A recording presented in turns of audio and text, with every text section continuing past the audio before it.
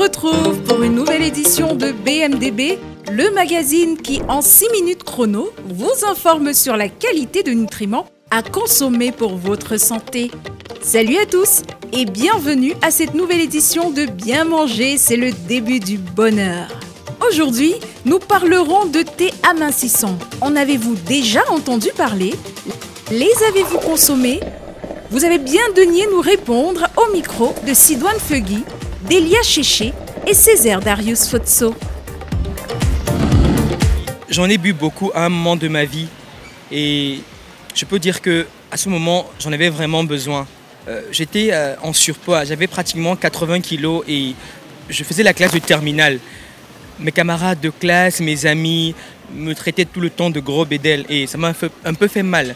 J'ai donc pensé qu'il fallait que je réduise ma corpulence et j'en ai donc consommé. Le thé amincissant, non. Pour quelle raison? Vous voyez, je suis d'abord trop petit. Je suis trop petit de corps. C'est même le blouson qui me rend grand, qui me rend un peu costaud. Si je consomme encore le thé là, je vais devenir seulement la chicotte. Yes, I've already consumed it. Can you please tell why? Because of my weight now, I was having excess weight. So I needed to take it to reduce a bit the weight. Vous avez consommé pendant combien de temps? Ah, même maintenant, il m'arrive de consommer.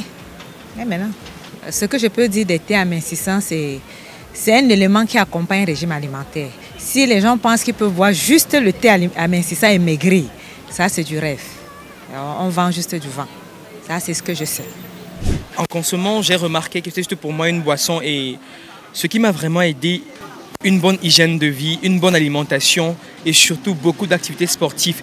Et aujourd'hui, je suis un peu content parce que je suis plus taillé et je me sens à l'aise dans mon corps aujourd'hui.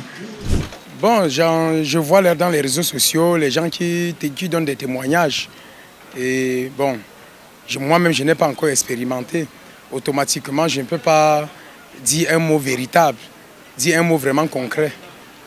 Somehow it was achieved because I didn't really respect the precaution given by the package now.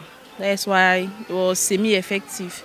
But if I can consume it using the real package precaution, it will be effective.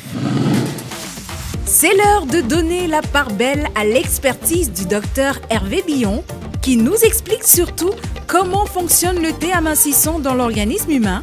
Faut-il s'y fier ou est-il mieux de garder la bonne vieille méthode du régime et du sport?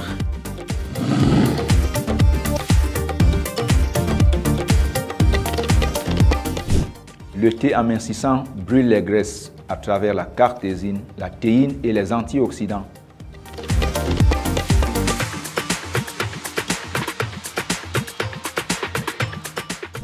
La perte de 10 kg en 7 jours à travers une prise de thé amincissant n'est pas saine.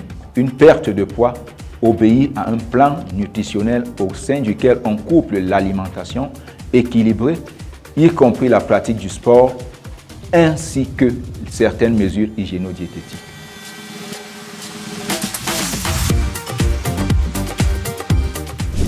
Le plus grand danger que l'on court lorsqu'on consomme le thé amincissant, c'est le risque de déshydratation. Pendant qu'on prend le thé amincissant, il est important de se réhydrater convenablement.